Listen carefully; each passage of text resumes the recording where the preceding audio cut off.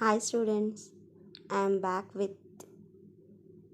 new video based on methods to find out correlation coefficient.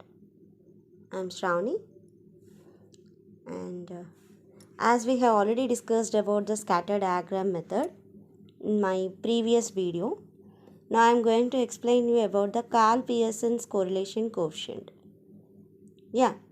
So again I am going to give you a recap based on methods to find out correlation coefficient or else methods to find out the coefficient of correlation. Both are same. Scatter diagram method, the first one is, the second one is Karl-pearsons correlation coefficient, which is denoted by small r, and third one, that is Spearman's rank correlation coefficient, which is denoted by rho. Okay, and the fourth one is method of concurrent deviation. As we have already discussed about the correlation means, and I have already discussed about the types of correlation in the previous video. Today we are going to discuss about the second method now. The second one is of Karl-pearsons correlation coefficient, that is denoted by small r. The formula based in this is r is equal to covariance of x comma y by sigma x into sigma y. Whereas sigma x and sigma y are nothing but your standard deviation for the value of x and standard deviation for the value of y. Here covariance of x comma y formula is 1 by n into summation xy minus x bar y bar. As you already know the formula for x bar and y bar, that is x bar equal to summation x by n and y bar is equal to summation y by n. Now sigma x is nothing but your standard deviation for the variable x and sigma y is nothing but your standard deviation for the variable y. So these are all the note points which you will have to remember. Whenever we are discussing about the correlation coefficient, how we are going to give an amount towards your correlation. So here we are going to discuss about the note point, that is the values of r is lying between -1 to +1. That means including the values of -1 and +1. That is nothing but your limits for your correlation coefficient is -1 and +1, including -1. Okay.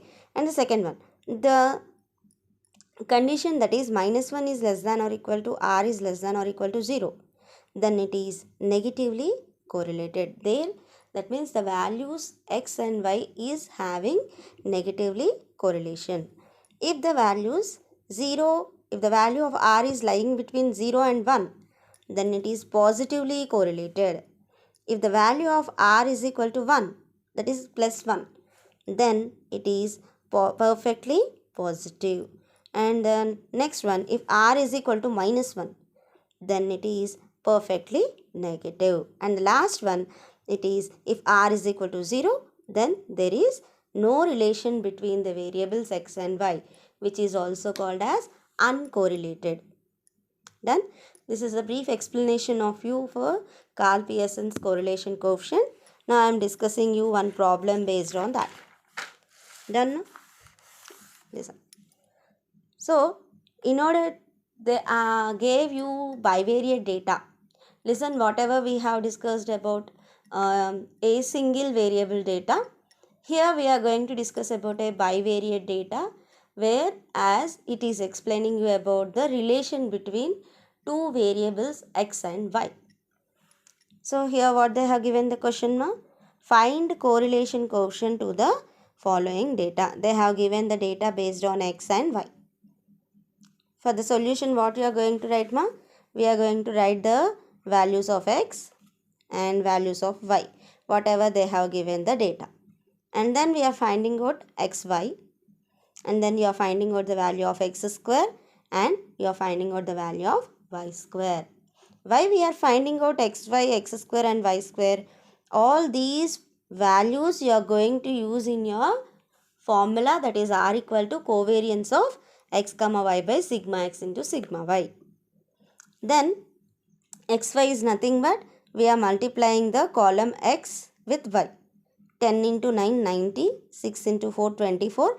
Like that you are going to do for the value of xy. Similarly, x square. X square is nothing but 10 square, 6 square, 9 square. Like that you are going to do for the remaining values. Similarly, y square. That is nothing but 9 square, 4 square, 6 square and so on still up to 4 square. You are going to add all these values. That is nothing but you will be getting summation x, summation y, sum of xy, summation of x square and summation of y square. So, see what is meant by n here? The number of pair of observations of the data x and y. Given the value n is nothing but you have taken the value as 8. Why? Because the number of observations of pair of values is nothing but 8. 1, 2, 3, 4, 5, 6, 7 and 8. Okay. Now, we are going to find out the value of R. Where R is nothing but covariance of x comma y by sigma x into sigma y. So, in order to find out covariance of x comma y, we have to find out x bar and y bar. Why? Because we are using that value of x bar and y bar in your covariance of x comma y formula. That is 1 by n into summation xy minus x bar y bar. So what is the formula for x bar? Summation x by n. What is the formula for y bar? Summation y by n. So we got the value of x bar as 10 and y bar as 7.88. Okay. After finding out these two values, we are going to substitute the values in your covariance of x comma y formula. See, covariance of x comma y formula, that is 1 by n into summation xy minus x bar y bar. As you already find out the values of x bar y bar, just we are going to substitute there. Then what is meant by summation xy? By this table, we will be getting the value of summation xy, that is nothing but 670. Just we are substituting the value of 670 in the place of summation xy. Then you got the value of covariance of x comma y. Then what you are using in your main formula, that is R equal to covariance of x comma y by sigma x into sigma y. As we already got covariance of x comma y as 4.95. Now we have to find out the value of sigma x and sigma y. So what is the formula for sigma x?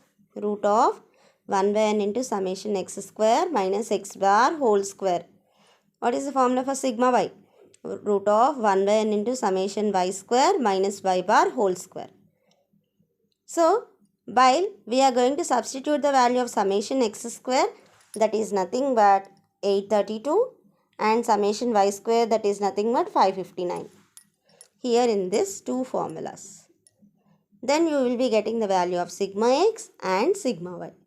Then after finding out the values of covariance of x comma y, sigma x and sigma y, just we are substituting in the formula of R, where R is nothing but covariance of x comma y by sigma x into sigma y. Covariance of x comma y, what you got, ma'am? 4.95. And in the denominator, sigma x is nothing but 2 and sigma y is nothing but 2.79. You got the value of R as 0.8871. See, if the value of R is lying between 0 to 1, what you have been giving the conclusion? Positive correlation. So, in this way, we are going to find out the problem based on correlation coefficient, that is Karl-pearsons. Thank you.